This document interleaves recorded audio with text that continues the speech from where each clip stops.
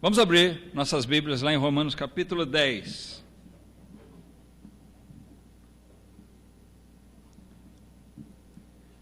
Romanos capítulo 10.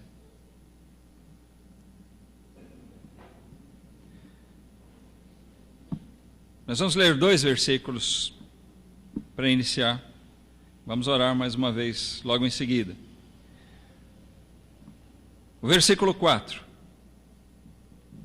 Romanos 10, versículo 4.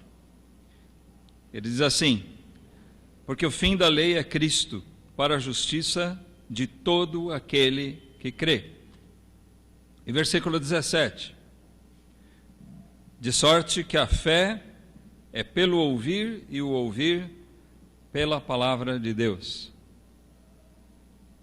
Fiquemos com esses 2 versículos por enquanto, mas eles são chave dentro do nosso assunto de hoje. Nós vamos ler todo esse trecho aqui do capítulo 10, de 1 até 17. Oremos agora.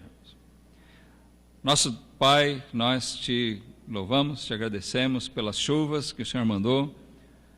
Louvamos também, Pai, pela razão de nós estarmos aqui, porque um dia o Senhor nos chamou com a tua voz de amor, de misericórdia, e nos trouxe, Pai, para a tua graça, que hoje muitos de nós aqui presentes podemos conhecer, não só com o nosso intelecto, mas podemos conhecer com o nosso coração, com a nossa alma, Pai, porque temos sido alvo das tuas misericórdias. Pai, nós te pedimos por aqueles que estão hoje aqui, que ainda não adquiriram essa compreensão do teu Evangelho, que a tua palavra hoje possa também falar ao coração deles, Pai. Aqueles que já te conhecem, que nós possamos exultar naquilo que o Senhor tem feito por nós, nos trouxe até aqui, como também, Pai, por essa igreja existir, pela razão pura e simples que o Senhor moveu o coração de servos teus, que foram trazidos também, igualmente, a tua graça e não puderam guardar para si, mas foram movidos a anunciarem essa tua palavra e assim vieram até esse país, vieram até esse local, abrindo portas, Pai, pela pregação do teu Evangelho verdadeiro. Nós te louvamos por isso, Senhor, nós te agradecemos, é por isso e por tudo que o Senhor é, por tudo que o Senhor tem feito também, é que nós te adoramos e consagramos esse culto a Ti, ó Pai, e ao Teu Filho Jesus. Em nome dEle nós oramos. Amém.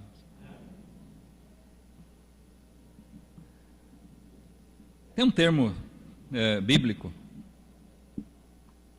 que nem todos sabem o significado, mas muita gente sabe. Mas é um termo bem comum, bem conhecido. É o termo pecado, a palavra pecado. Essa palavra quer dizer errar o alvo. O sentido literal dela, no original, é bem esse, errar o alvo. Mas hoje nós vamos falar de alguma coisa um pouquinho além de errar o alvo. Já é ruim a gente errar o alvo. Às vezes, a gente que assiste futebol, tem alguns comentaristas, né, alguns jornalistas que até brincam com isso. Quando tem aquele gol que o atacante, de repente, ele está sozinho, praticamente embaixo da trave, e ele vai, pá, chuta para fora. Geralmente eles vêm com aquela história, essa até minha avó fazia. De tão fácil, né? Poxa, era fácil, tá? O gol está feito. Mas ele errou o alvo. Aliás, a palavra goal, né, vem do inglês, goal quer dizer meta, né? Objetivo, alvo. Ele errou o alvo, aquele espaço enorme, e ele conseguiu chutar para fora. E nós erramos constantemente o alvo.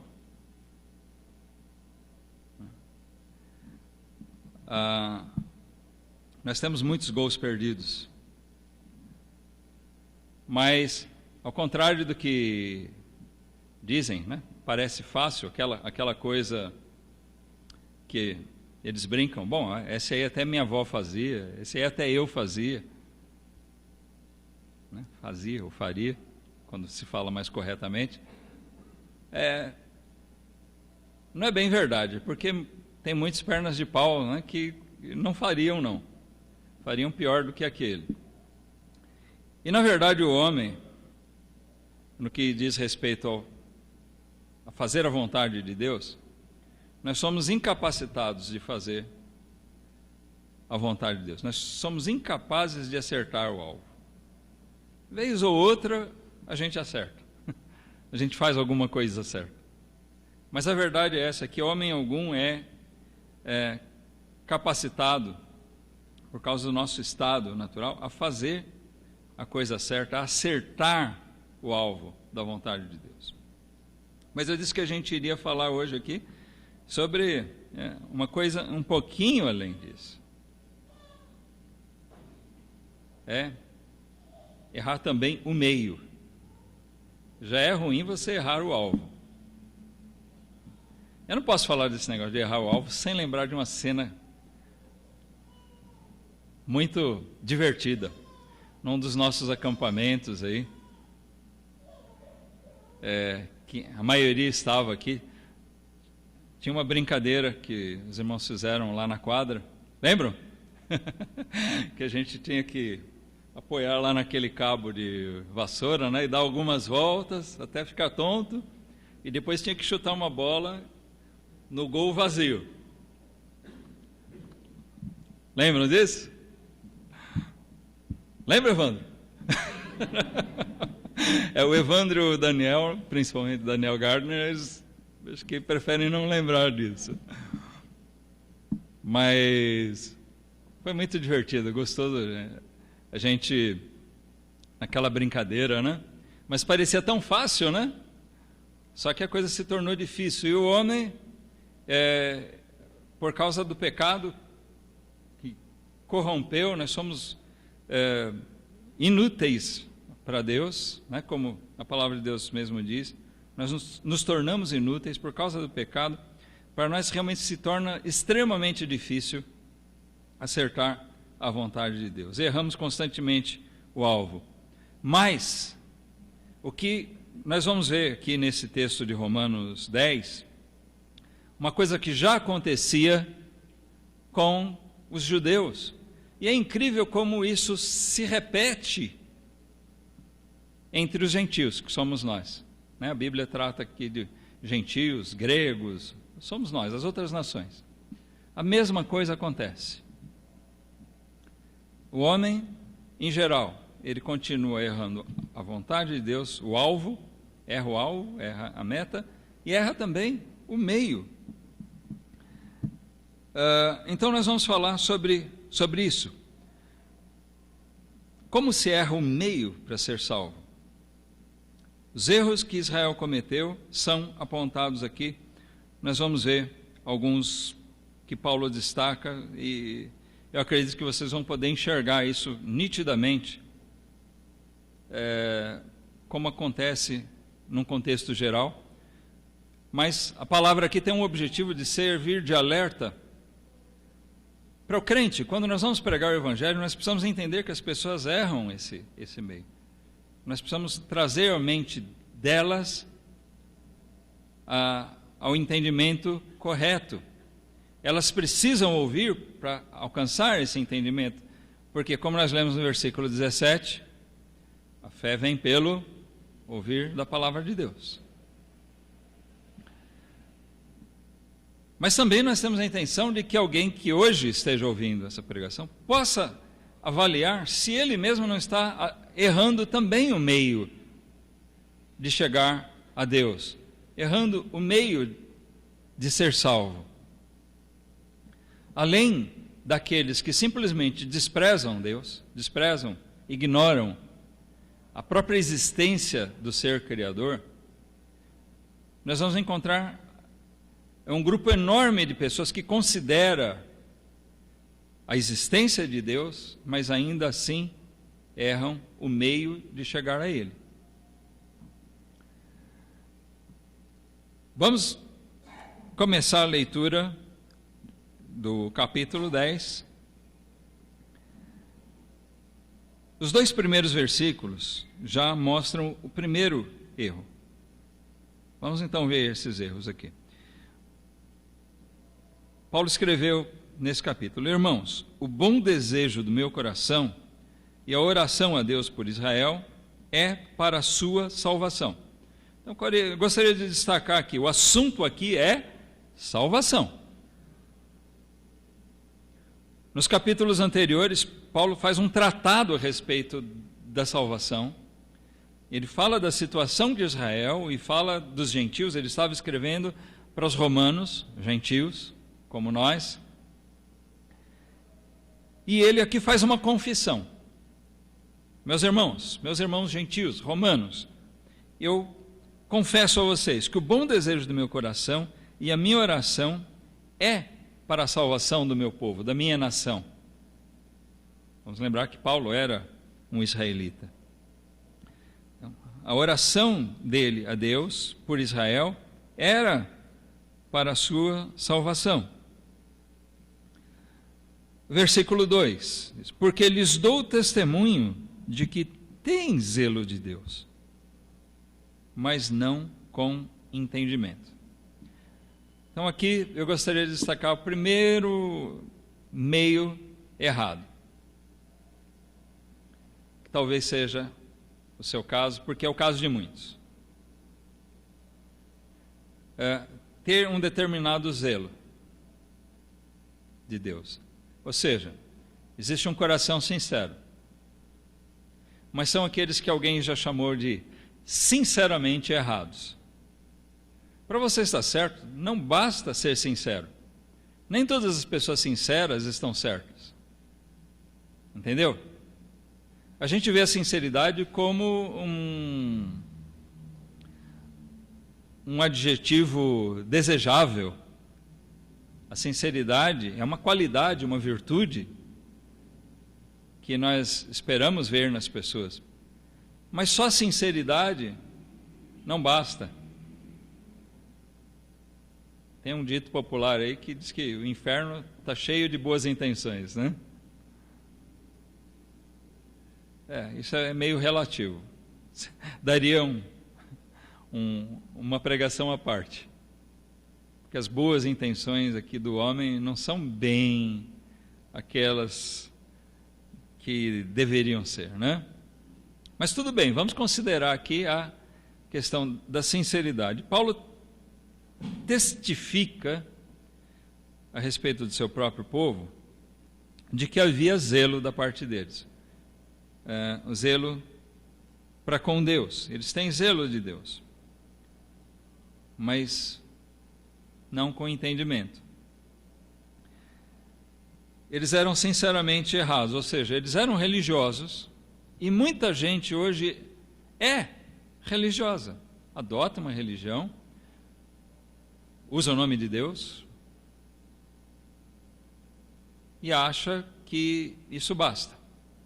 Por ele talvez ter sido batizado, por ele fazer parte de uma igreja, por ele usar a Bíblia, por ele citar versículos bíblicos, por ele postar versículos bíblicos na rede social, no Facebook dele, por ele pôr um adesivo com um versículo no carro, ele acha que isso...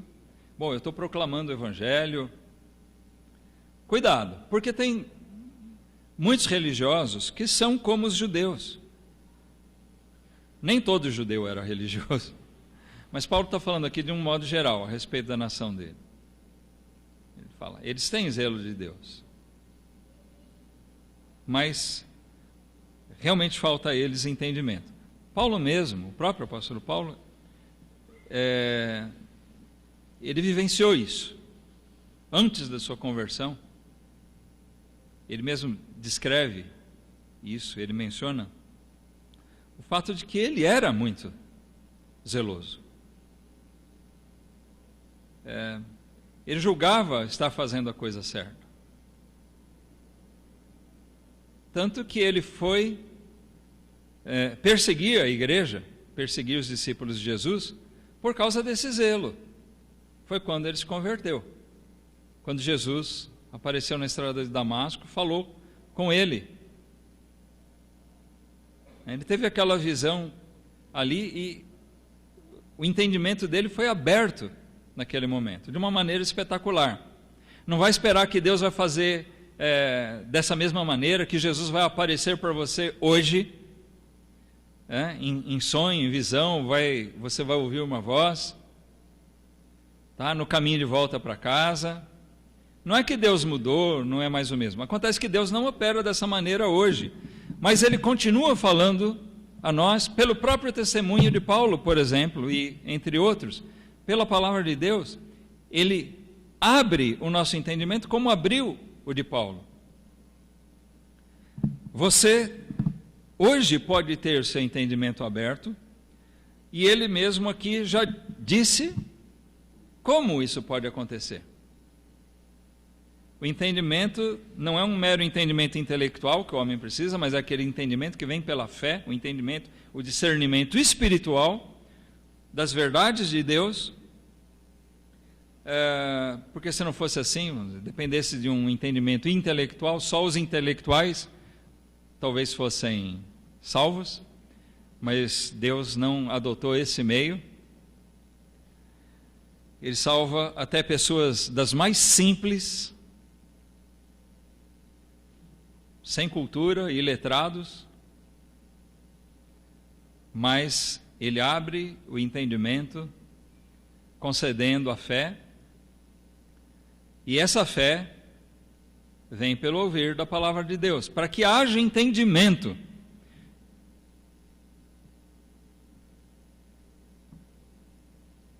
Muita gente anda num fanatismo religioso. Você sabe o que é um fanatismo? O fanático é aquele que faz as coisas sem saber por quê. Ele não tem lógica.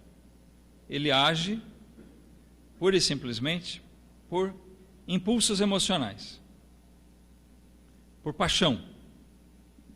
É como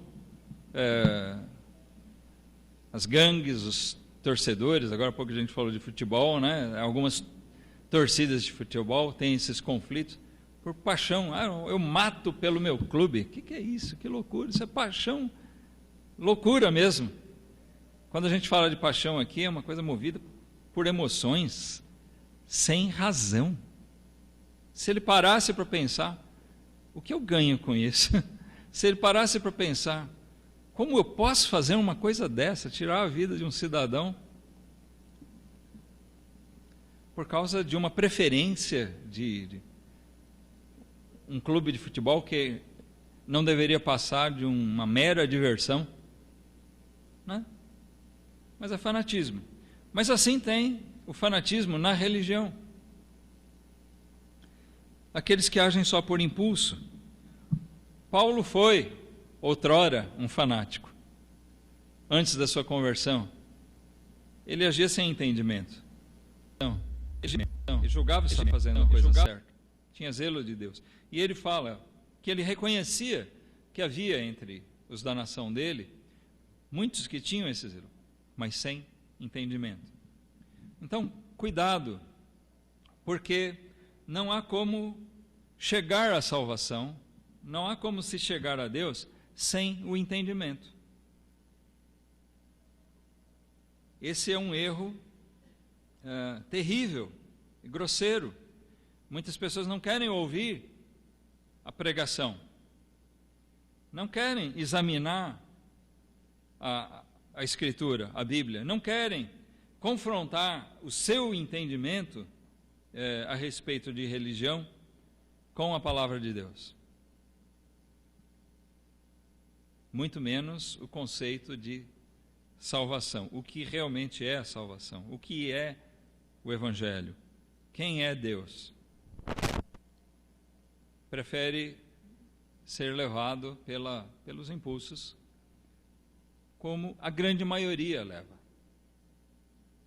Ou talvez aquela coisa tradicional, né, dos seus pais, a religião tradicional, porque minha família segue essa religião, essa denominação, então eu também vou seguir. Isso é fanatismo. Ele segue por impulso de outros, mas sem discernimento, sem entendimento. Então esse é um dos erros grosseiros que são cometidos para se chegar a Deus. No versículo 3, nós vamos passar aqui ao segundo erro. Uma coisa leva a outra.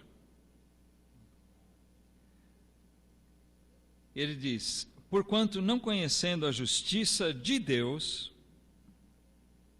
e procurando estabelecer a sua própria justiça, não se sujeitaram à justiça de Deus. Porque o fim da lei é Cristo, para a justiça de todo aquele que crê. Ora, Moisés descreve a justiça que é pela lei, dizendo: o homem que fizer estas coisas viverá por elas. Então, o homem, ele fala aqui a respeito do judeu, ele pegava a lei, ignoravam a justiça de Deus e estabeleciam a sua própria justiça. Nós temos que lembrar, antes de mais nada, que não é a nossa justiça, não é a nossa lei, é a lei de Deus que vigora. Senão cada um de nós teria a sua própria lei. Eu faço uma lei conforme a minha vontade, você faz uma conforme a sua, e é onde algumas pessoas constatam que cada um serve a Deus do jeito que quer. Todos os caminhos levam a Deus. Não, não é assim. Há um meio para se chegar a Deus. Há um meio de nós servirmos a Deus, o meio de Deus. Todo o resto é errado. Se eu quiser fazer do meu jeito, eu estou errado. Eu tenho que conhecer, buscar conhecer e me submeter à vontade de Deus. E mais, adquirir prazer em fazer a vontade de Deus. Nós falamos sobre isso na semana passada, né? Uma das características, uma das coisas que habitam o coração do salvo é o prazer, ele se deleitar no Senhor. Amém? É uma das características de um salvo, ele se deleitar no Senhor. Bom, mas justamente por não se deleitar no Senhor, por não ter prazer em fazer a vontade de Deus, Paulo diz que eles buscavam a sua própria justiça, ignoravam a justiça de Deus. Quando ele fala da justiça de Deus aqui, ele não está se referindo somente à lei, o padrão moral, as regras estabelecidas por Deus, mas sim como se dá a justiça de Deus. Como é que nós somos justificados? Isso é o que acontece hoje, irmãos e amigos. Ainda se tem a mesma ideia de buscar justiça própria, como Paulo diz aqui, não conhecendo a justiça de Deus, procurando estabelecer sua própria justiça. O homem, como o judeu fazia, o homem faz hoje, talvez alguém ainda aqui esteja buscando fazer a sua própria justiça. Ou seja, procurando agradar a Deus do seu jeito.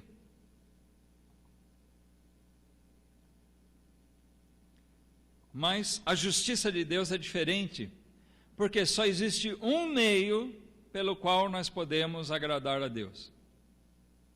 Como é que nós podemos comparecer diante de Deus justos?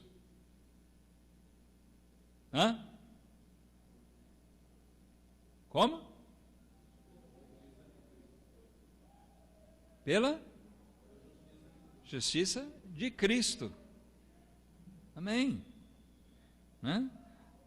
É por isso, nós vamos falar um pouquinho mais sobre isso daqui a pouco. Mas nós só podemos nos apresentar justos diante de Deus, e é interessante que a Bíblia trata o crente, tanto no Velho como no Novo Testamento, muitas vezes por essa palavra, justo. Mas aí a gente lê lá em Romanos, não há um justo, nenhum sequer. Ué, então a Bíblia estava falando com ninguém? Não. É que nós precisamos entender, a Bíblia não está se contradizendo. O que existe é que não há ninguém pela sua própria justiça, não há ninguém justo verdadeiramente diante de Deus. Mas quando nós somos chamados justos, é porque nós somos apresentados diante de Deus como justos através de Cristo. Aí nós vamos para o meio certo. Tá? Mas nós vamos falar um pouquinho melhor disso, então. Quando eu disse, nós vamos falar disso daqui a pouco. Por enquanto nós estamos apontando os erros. Por quê? Nós lemos no versículo 5 aqui, o que Moisés colocou na lei, por ordem de Deus. O homem que fizer estas coisas, viverá por elas. Ele dá aquelas regras todas, e ele diz, o homem que fizer essas coisas, viverá por elas. Conclusão. Ninguém vai viver por aquelas coisas. Israel precisava entender isso. Era hipocrisia achar que Deus não tinha enxergado o pecado deles. Aquele fariseu que buscava ser justo, que dizimava até hortelã, que jejuava várias vezes por semana, ele procurava se apresentar de uma maneira pura, santa, mas era o jeito dele. E talvez ele conseguisse ter uma boa vida moral. Mas ele sabia no íntimo do coração dele que muitas vezes ele tinha maus pensamentos, ele cobiçava, ele transgredia a lei de Deus. Aí, hipocritamente, ele procurava estabelecer a sua própria justiça. Como é que você estabelece sua própria justiça? Ainda hoje se faz do mesmo jeito que antes. Comparativamente. Eu sou mais justo do que muitos homens. Você duvida disso?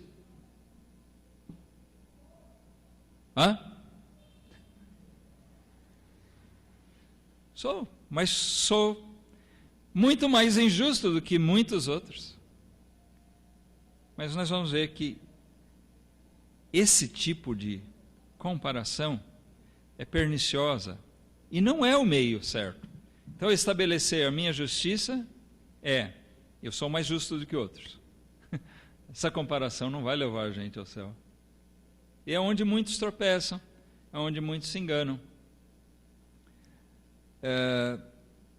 Porque se ele não cumprir toda a lei, o que Moisés disse, aquele que cumprir todas essas coisas viverá por elas.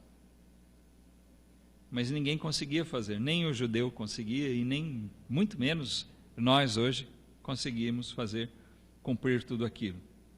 O que nós temos a apresentar a Deus é o meio errado, apresentar a nossa própria justiça. Deixa marcado Romanos aqui, nós vamos ler um versículo em Tiago, capítulo 2. Aliás, dois versículos aqui. Em seguida, Tiago 2:10. Ele diz uma coisa bem interessante aqui. Porque qualquer que guardar toda a lei e tropeçar em um só ponto, tornou-se culpado de todos. Porque aquele que disse não cometerás adultério, também disse não matarás. Se tu, pois, não cometeres adultério, mas matares, está feito transgressor da lei. Nós estamos falando aqui, nós estamos lendo de coisas bem graves, né? Mas a Bíblia também fala de não dirás, a lei fala de não dizer falso testemunho, de não usar o nome de Deus em vão. E nós encontramos Jesus pegando justamente esses pontos aqui e tornando eles mais nítidos. Jesus apresenta o espírito da lei. Alguém pode dizer, bom, eu nunca adulterei. Mas diz aqui, se eu não adulterar, mas matar, bom, aí eu transgredi a lei. Se eu errei em um dos pontos, ainda que eu cumpra todos os outros, eu transgredi em um, eu quebrei toda a lei. Tá. Mas se eu não fiz nenhum dos dois, aí eu digo, você nunca mentiu, nunca deu falso testemunho. Nunca usou o nome de Deus em vão, tem certeza? Mas pior, vamos para Mateus agora. Evangelho de Mateus, capítulo 5.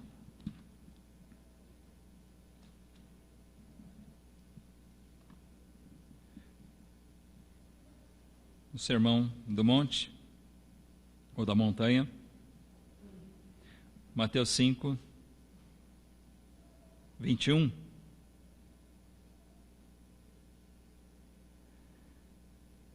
Ele diz: ouvistes que foi dito aos antigos, não matarás. Na lei estava assim, não matarás. Mas qualquer que matar será réu de juízo.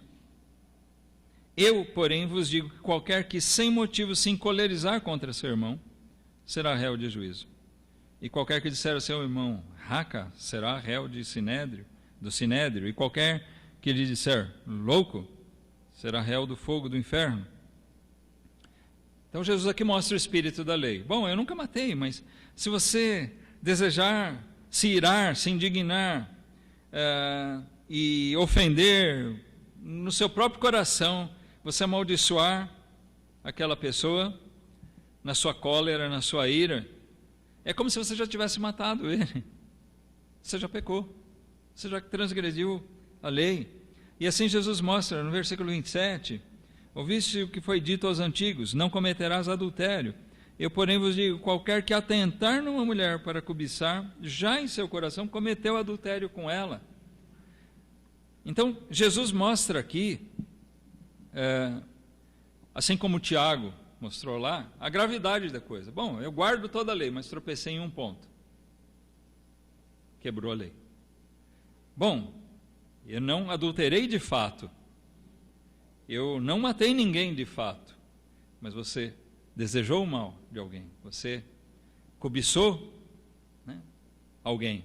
Bom, é a mesma coisa. No espírito você já quebrou a lei. Então, o que essas passagens e outras mais nós poderíamos usar mostram? Mostram a falibilidade do homem. É aquele negócio, nós estamos sempre errando o alvo, sempre chutando a bola para fora. Você tem que entender isso.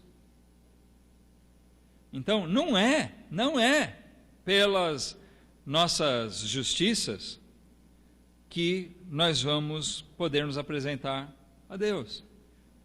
Não é pela nossa justiça própria, de jeito nenhum, que nós vamos ser salvos. Então, esse erro era cometido pelos judeus, por Israel, né? Como a gente leu lá em Romanos 10, a gente vai voltar para lá agora. Eles cometiam esse erro e, na verdade, muitas pessoas continuam cometendo esse erro, errando o meio também de chegar a Deus, considerando que seja pela sua própria justiça. Não tem jeito de ser assim. Vamos lá, Romanos 10, novamente, versículo 6. Nós vamos ver um terceiro e último erro apontado aqui.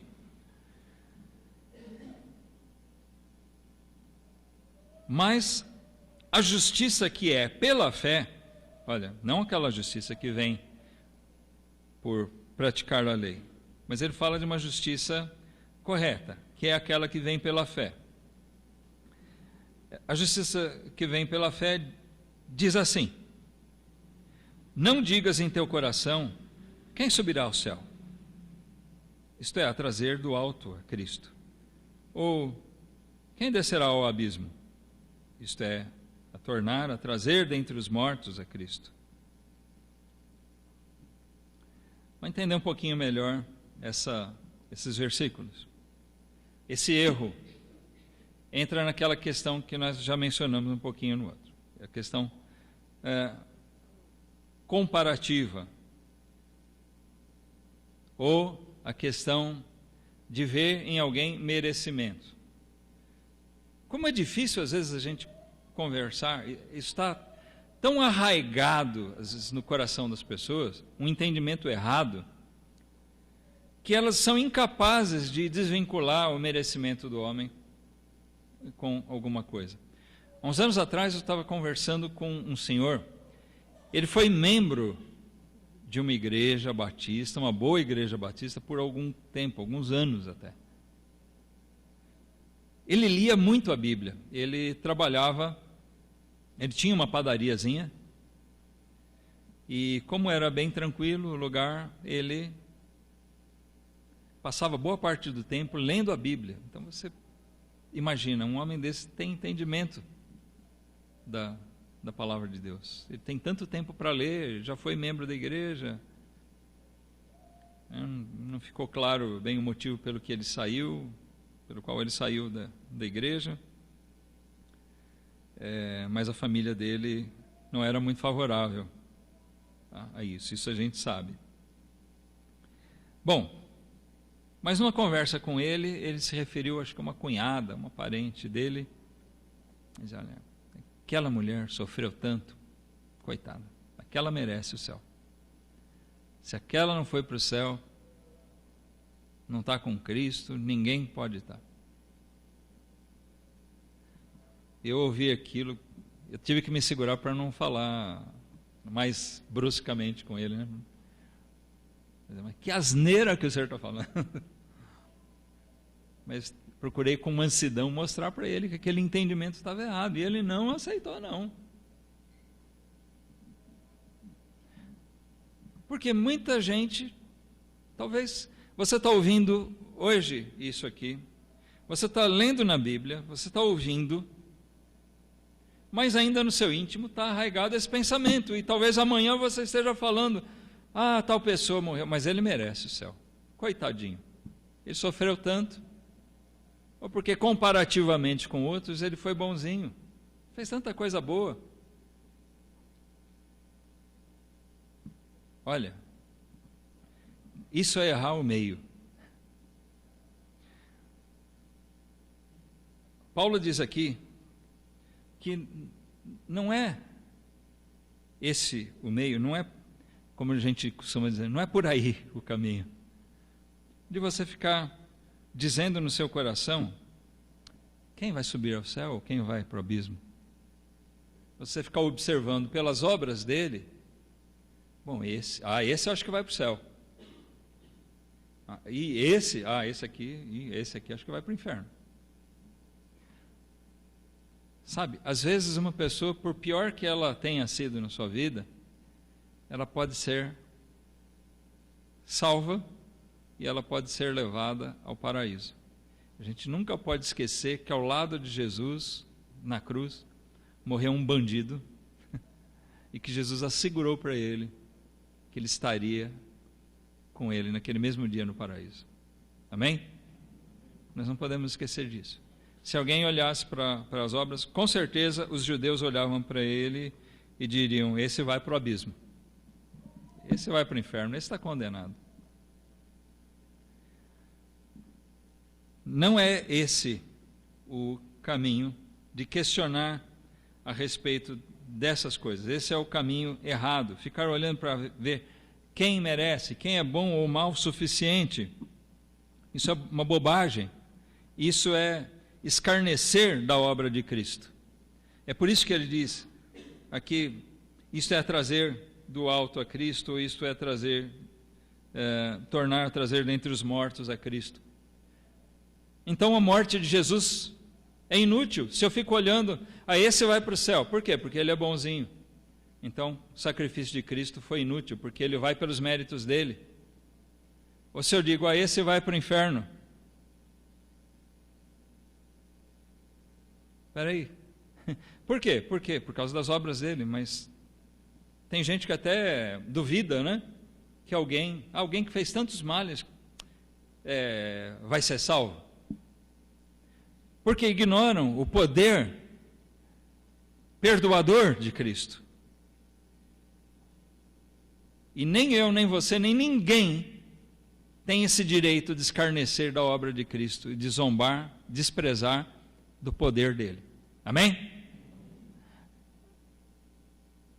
O que essas pessoas fazem é um erro grosseiro, e eles ficam olhando, observando os outros, talvez para poder estabelecer a sua própria justiça. Como eu disse, uma coisa está ligada à outra aqui.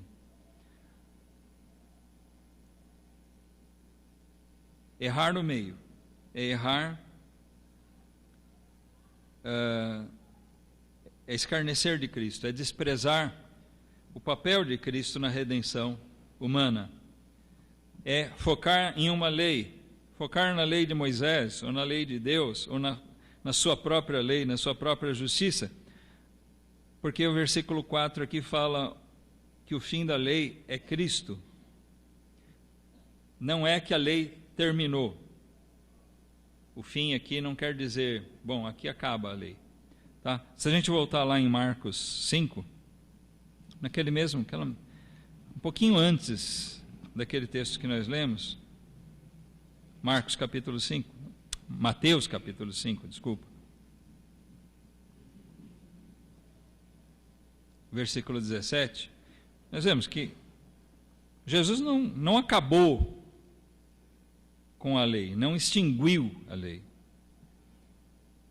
não destruiu ela, ao contrário, olha só, versículo 17, Mateus 5,17, ele diz: não cuideis que vim destruir a lei ou os profetas, não vim abrogar, mas cumprir, porque em verdade vos digo que até que o céu e a terra passem, nem um jota ou um tio se omitirá da lei, sem que tudo seja cumprido.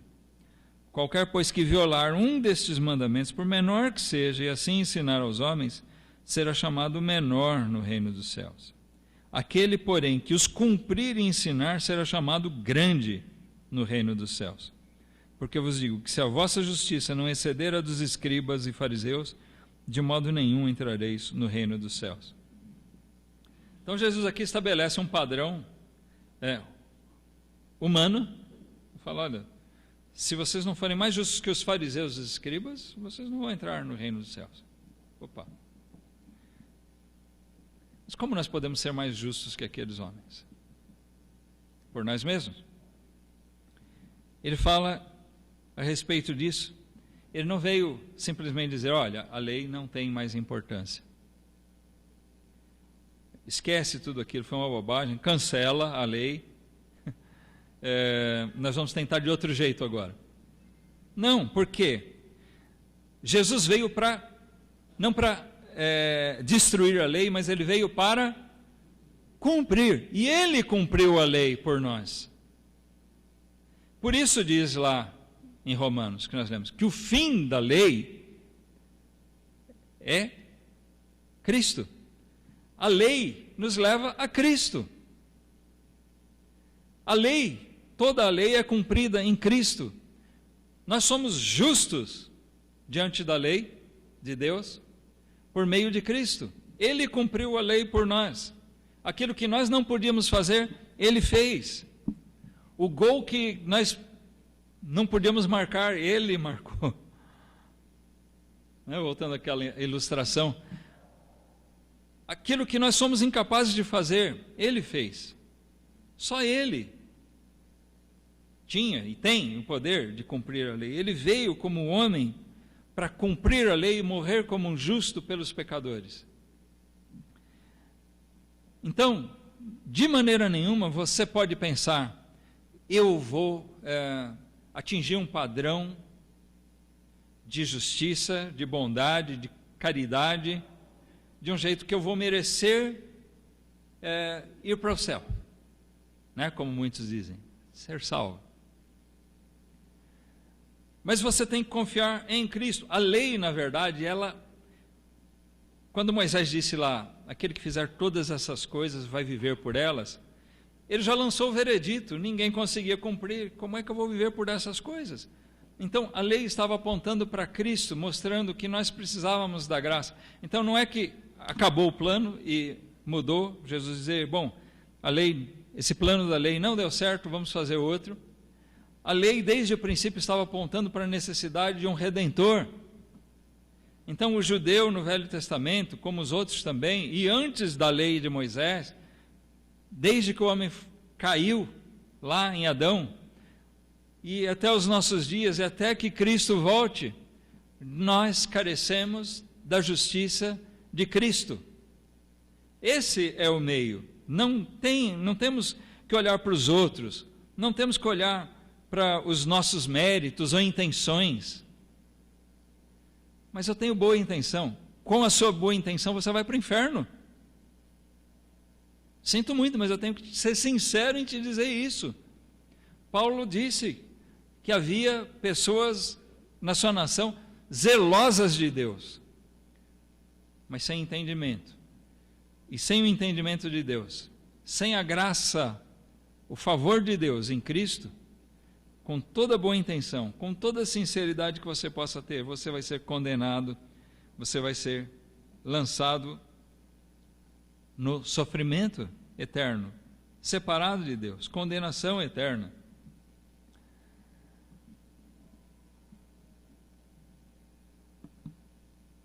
É pela fé nele, em Jesus, que nós somos salvos. Pela fé na justiça dele, não na nossa. Então, nós lemos que a sua justiça é a justiça de Deus. Quando os homens ignoram a justiça de Deus, é porque ignoram que Deus é justo e justificador. Os homens ignoram que Deus proveu o meio para nós sermos justificados.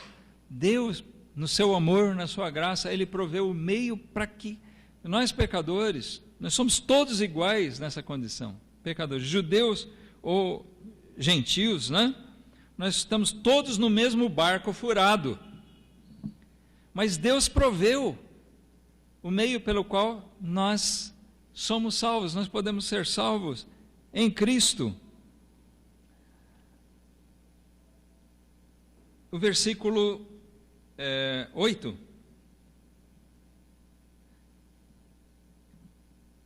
Note que o versículo 8, na verdade, é um complemento do início do versículo 6. Então, primeiro ele diz no sentido negativo, que não é a justiça de Deus, né? A justiça que é pela fé, não é por comparação, olhar, ficar questionando quem vai para o céu, quem vai para o inferno, mas consiste em quê? Versículo 8. Que diz a justiça que vem pela fé? A palavra está junto de ti, na tua boca e no teu coração. Esta é a palavra da fé que pregamos. A saber, se com a tua boca confessares ao Senhor Jesus e em teu coração creres que Deus ressuscitou dentre os mortos, serás salvo. Visto que com o coração se crê para a justiça e com a boca se faz confissão para a salvação. Ele menciona aqui nesses 3 versículos, ele menciona boca e coração. Percebeu isso? No versículo 8, a palavra está junto de ti, na tua boca e no teu coração. O homem sem Cristo, evidentemente, ele não tem o Evangelho fazendo efeito na vida dele ainda. Tá? Ele estava falando aqui aos romanos. Então era para que eles enxergassem isso. Vejam, vocês têm isso em vocês. Aí ele dá a explicação no versículo 9, a saber, o que aconteceu com aqueles irmãos lá em Roma, e todos os irmãos em todo o mundo, e que é necessário que haja em todo aquele que quer ser um salvo em Jesus Cristo. Que confesse com a boca, mas só confessar com a boca salva? Basta eu dizer, eu creio em Jesus. Muita gente diz isso. Sabe por quê? É fácil você falar da boca para fora. Mas note que ele diz, confessar com a boca, sim, ao Senhor Jesus. Declarar Ele como teu Senhor, como teu Salvador. Mas é necessário que antes que você confesse com a boca, que em teu coração você creia. Você precisa ter uma fé verdadeira nisso. Crer verdadeiramente que Ele é o Salvador, que Deus ressuscitou Jesus dos mortos. Por que isso? Porque esse é o selo, a garantia de que nós também vamos ser ressuscitados. A ressurreição de Jesus é a garantia de que nós vamos ser ressuscitados. Se eu creio que Jesus ressuscitou, eu creio na promessa dele, que ele é as primícias e que eu também vou ser ressuscitado. Mas tem alguns que se dizem cristãos e nem sequer acreditam que Jesus ressuscitou de verdade. É uma vergonha, né? Como alguém assim pode se dizer cristão? E versículo 10 ele explica que com o coração se crê para a justiça e com a boca se faz confissão, declaração para a salvação. Ou seja, nós devemos externar aquilo que está dentro de nós. Essa fé, essa confiança que em Jesus, Ele é a nossa justiça. Em Jesus nós temos a salvação. Em Jesus nós temos o direito assegurado de estarmos na presença de Deus. Não pelas minhas justiças. Olha para a tua vida. Examina o teu coração, teus pensamentos. Você acha que um Deus santo tem condição de te aceitar, de te receber dessa maneira? Mas a Bíblia diz que Deus é amor. É verdade. E é por isso que Ele enviou Jesus. Deus amou o mundo de tal maneira que enviou seu Filho. Mas nós não podemos isolar partes de Deus, partes da personalidade dEle, dos atributos dEle que nos interessam. É assim que algumas pessoas fazem também, né? Deus é amor, isso que me interessa. Mas a mesma Bíblia que diz que Deus é amor, fala que Deus é justiça. Que Deus é santo. A mesma Bíblia fala que esse Deus é tão santo que Ele não tem parte com o pecado. E sem a santificação ninguém verá o Senhor. Como é que eu posso ser santificado? Como é que eu posso ser justificado? Só por meio de Cristo, só pelo meio que Deus mesmo proveu. Então, se alguns aqui vão dizer, eu tenho a salvação, não é por arrogância nossa, por confiar em nós, mas é porque nós confiamos nos méritos de Cristo. Esse é o meio certo, e nele não há erro. Nesse meio, em Jesus, não tem erro. Versículo 11. Porque a Escritura diz, todo aquele que nele crer não será confundido. Essa palavra confundido aqui quer dizer desonrado, humilhado. Todo aquele que crer em Jesus pode ter a segurança de que ele não vai ser condenado. A desonra, a humilhação, essa é o castigo eterno. O versículo 17 também, que nós lemos já no começo, que fala que a fé é pelo ouvir, o ouvir pela palavra de Deus. Então, pela palavra de Deus, nós ouvimos para podermos entender e assim podermos crer. Crer em quê? Crer em Jesus. E todo que crer em Jesus não será confundido. Tem horas que parece tão simples, mas para o coração confuso do homem, com ideias erradas, com pecado, tudo fica difícil. Ele erra o alvo, ele erra o meio. Nós esperamos que você conheça o meio certo de chegar a Deus. Não é pelas suas próprias justiças, é pela justiça de Cristo. Nós queremos que você acerte o alvo, faça a vontade de Deus e possa ser apresentado a Ele em verdadeira justiça e santidade. E só por meio de Cristo você pode ter isso. Todos nós precisamos disso. O versículo 12 diz, porquanto não há diferença entre judeu e grego, porque um mesmo é o Senhor de todos, rico para com todos os que o invocam. Então não interessa se você é judeu, se você é grego, se você é, vamos trazer para a nossa realidade aqui, se você é paulista, baiano, gaúcho, preto, branco, rico, pobre. A realidade é que todos nós dependemos da graça desse mesmo Senhor. Não tem meios diferentes de chegar a Deus. O mesmo meio que existe para o judeu, para Israel, é o mesmo meio que nós temos, que existe para nós. Deus é justo. E Ele estabeleceu um único padrão, né, para nos trazer a presença dEle. Que você possa ouvir e entender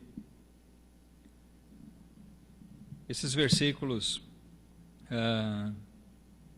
do 13, ou melhor, do 14 até o 17, eles têm uma sequência onde ele diz, depois de dizer que todo aquele que invocar o nome do Senhor será salvo, no versículo 13, ele questiona, mas como alguém vai invocar o nome do Senhor se ele não crer? Como eu vou buscar? Como você vai clamar ao Senhor? Senhor, tem misericórdia de mim, eu quero que o Senhor seja a minha justiça, transforma a minha vida, me dá essa paz com Deus, essa segurança de vida eterna. Como você vai clamar se você não crer? No versículo 14. Para clamar você precisa confiar, crer, mas aí ele diz, como você vai crer se você não ouvir?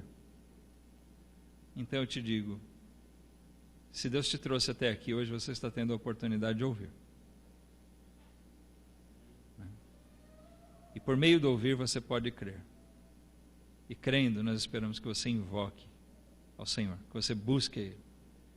E você tenha a promessa de Deus, firmada na sua palavra, que aquele que invocar ao Senhor, de maneira nenhuma vai ser desprezado. Ao contrário, todo aquele que invocar o Senhor, que buscar o Senhor, será salvo. Não é talvez seja salvo, mas aquele que realmente, verdadeiramente, de coração, buscar o Senhor, esse será salvo. É uma afirmação. E você pode ser salvo. Hoje mesmo, agora mesmo, crendo em Cristo. Que você enxergue que o único meio de chegar a Deus é por Cristo. Clame a Ele, pela graça, pelo favor dEle, hoje mesmo. Nós vamos orar. Eu vou pedir aos irmãos que curvem suas cabeças e nós vamos estar orando por aqueles que ainda não conheceram a Jesus como o meio de chegar ao Pai para a sua própria salvação. Vou pedir que os irmãos estejam em oração. Nesse propósito, alguns minutos de oração silenciosa. Alguns segundos, desculpe.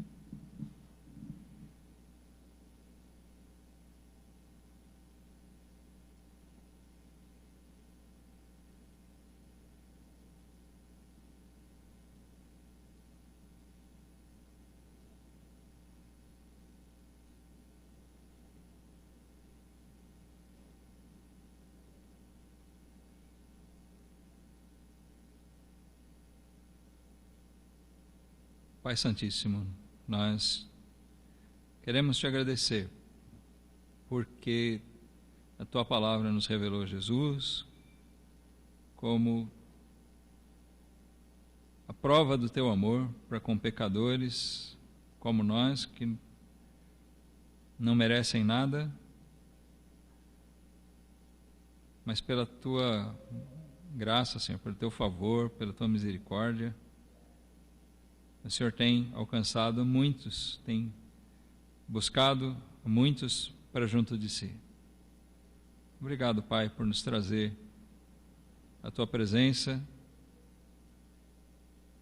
pelos méritos do teu Filho Jesus, pela pureza, santidade, retidão dele e pela obediência que ele mostrou indo até a morte de cruz por amor a nós. Te pedimos que essa graça possa alcançar outras pessoas que venham refletir sobre isso, que deixem, se estão fazendo isso, Pai, deixem a sua falta de entendimento, mas busquem o entendimento verdadeiro na tua palavra, que, Pai, deixem de fazer comparações, que deixem de buscar justiça própria, mas que entendam que precisam ser justificados em Cristo. E que façam isso urgentemente, Pai. Nós te pedimos que Teu Espírito trabalhe no coração deles, para que haja uma fé verdadeira, e que assim eles venham a confessar com a sua boca, crendo no seu coração e confessando com a sua boca essa verdadeira fé que o Senhor Jesus ressuscitou para ser o seu Redentor, seu Salvador também. Nós te pedimos isso, Senhor, te agradecendo por tudo, em nome do Teu Filho Jesus. Amém.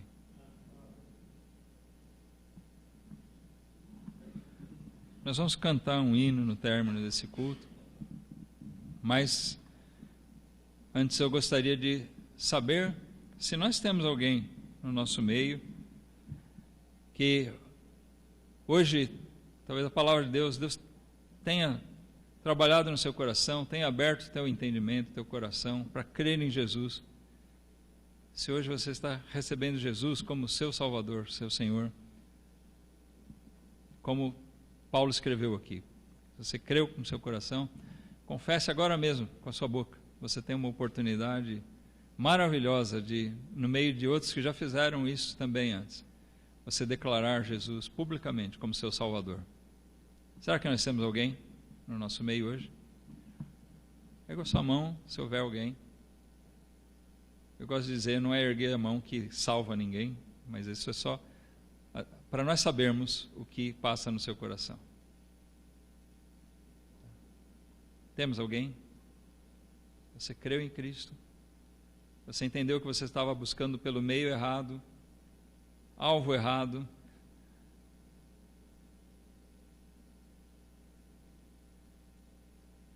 Senão nós vamos encerrar o culto, nós vamos cantar um hino de encerramento, mas eu peço que você medite, reflita a respeito da palavra de Deus. Não vá embora e despreze aquilo que você leu, aquilo que você ouviu hoje, mas pelo contrário, se não entendeu suficientemente, busque entender mais. Se você entendeu e teve prazer nisso, tem muito mais de onde veio essa.